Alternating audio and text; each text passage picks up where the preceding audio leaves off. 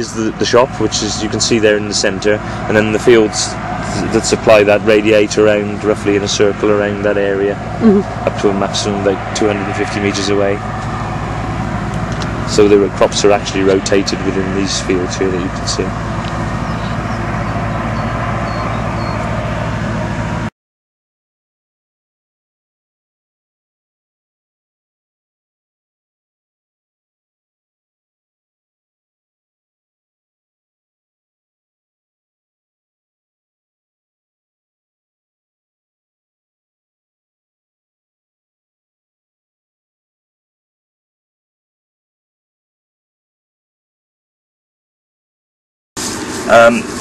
Yes, we've got, as you can see in front of us here, we've got tabletop strawberries, which is an innovation which we've had for about 10 years, particularly good for pick your own purposes, ease of picking, and obviously they're protected by the tunnels, but because we're a pick your own outlet and we need a continuation of strawberries, we also grow traditional matted row strawberries just in the soil as well, so we've got the full spectrum of techniques of growing strawberries. Yeah, well, obviously it suits many people to pick strawberries this way. It's not back-breaking at all, yeah, a huge proportion of people absolutely love it. It's a nice, clean environment to come and pick strawberries. On the other hand, there are some people who still like to pick it in the old-fashioned way, bending their backs and crawling on the floor. So we try and suit both ways, but for pick your own purposes and keeping the fruit clean, etc., this is obviously the ultimate way.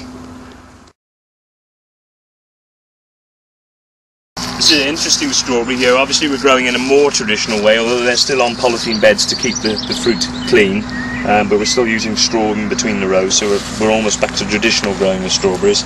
But this variety is called Judy Bell, and in a technical way it's very interesting. It doesn't break dormancy until May of each year, so although it's like a summer strawberry, it actually comes into fruit about 3 or 4 weeks later than a normal fruiting strawberry, so it actually fills a hole. So this would be in full production hopefully for us around the first week of the school holidays, and therefore that's a huge period for pick your own when children are looking for something to do with their parents when they start their school holidays, so sort of middle of July onwards. So it's quite an innovation. It's going to be a useful variety of strawberries for us. And is it imported or? No, it's a British English bred strawberry. Yeah. Again, it's not a supermarket strawberry. It's too soft, but of course for pick your own purposes it tastes fairly good, and that's the key to it. These we're now in May. These were planted in September of last year, so you can see that they're just starting to get going for this year, and there's the potential fruit flower there, and these are all fruitlets ready to come. So these will be ready in about 6 to 8 weeks' time.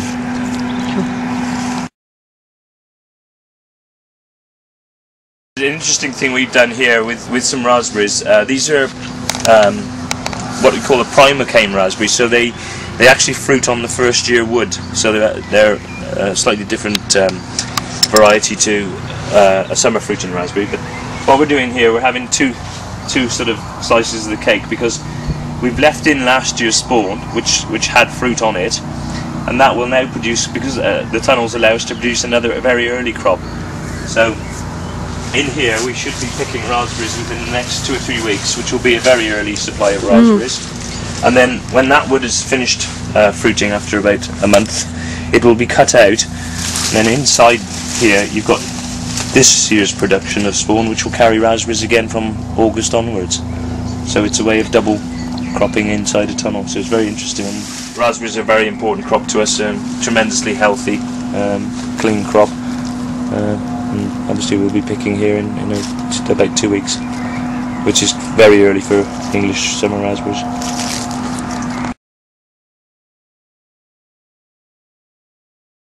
So they fruit last autumn.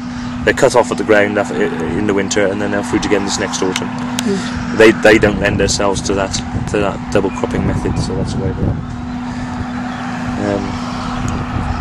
But the beautiful autumn raspberries, the quality is beautiful. They're beautiful fruit.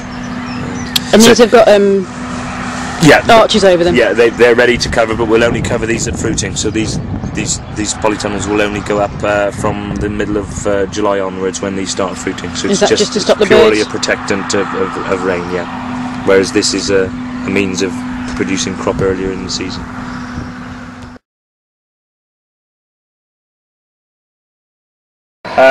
We're in one of the cherry orchards here at Court Farm.